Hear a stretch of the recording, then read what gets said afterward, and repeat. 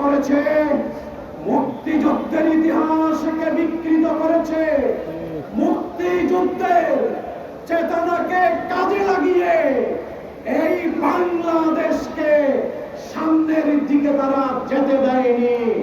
দলীয় সংকীর্ণতার কারণে এই বাংলাদেশকে তারা পিছিয়ে দিয়েছে। সংগ্রামী ভাই সব, আজকে আমরা মাথা উঁচু করে এই কথা পরিষ্কার করে বলতে চাই, বাংলাদেশের প্রথম মুক্তিযুদ্ধের পর দেশের মানুষ পাক স্বাধীনতা পায়নি, বেঁচে থাকার স্বাধীনতা পায়নি, রাজনৈতিক স্বাধীনতা পায়নি, সাংস্কৃতিক স্বাধীনতা পায়নি। বারবার অপশাসনের ফ্যাসিবাদী শাসনে গোটা জাতি পিষ্ট হয়েছিল, যার পরিপ্রেক্ষিতে নতুন করে স্বাধীন হওয়ার জন্য ২৪-এর গণ অভ্যুত্থান সৃষ্টি হয়েছিল। আপনারা জানেন, এই ২৪-এর গণ অভ্যুত্থানের মাধ্যমে আজকে বাংলাদেশের মানুষ তাদের কথা বলার অধিকার পেয়েছে, তাদের রাজনৈতিক অধিকার পেয়েছে। তারা আজকে এই বাংলাদেশকে নতুন আঙ্গিকে গড়ে তোলার জন্য জুলাই চেতনার আলোকে আজকে জাতি ঐক্যবদ্ধ হয়েছে।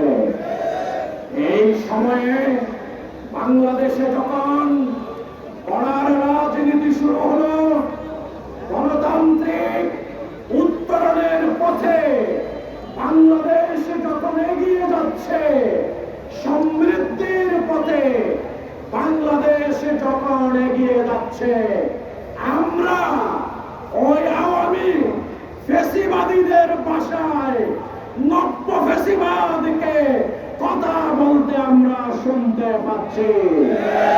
বাংলাদেশে কি আপনারা কোন নব্য ফ্যাসিবাদকে কি আপনারা বরদাস্ত করবেন?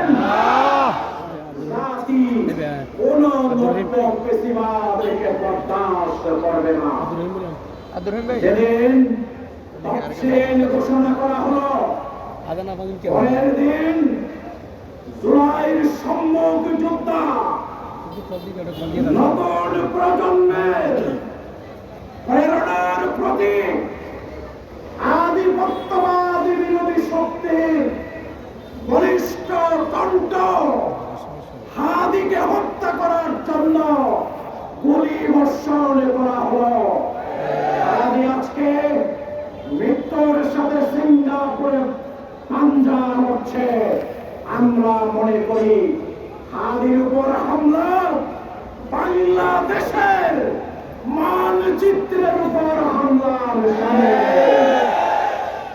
এই ধরনের হামলার পরে সরকার এবং নির্বাচন কমিশনের পক্ষ থেকে যে বলিষ্ঠ পদক্ষেপ দরকার ছিল, আমরা সেই ধরনের বলিষ্ঠ পদক্ষেপ দেখতে পাইনি।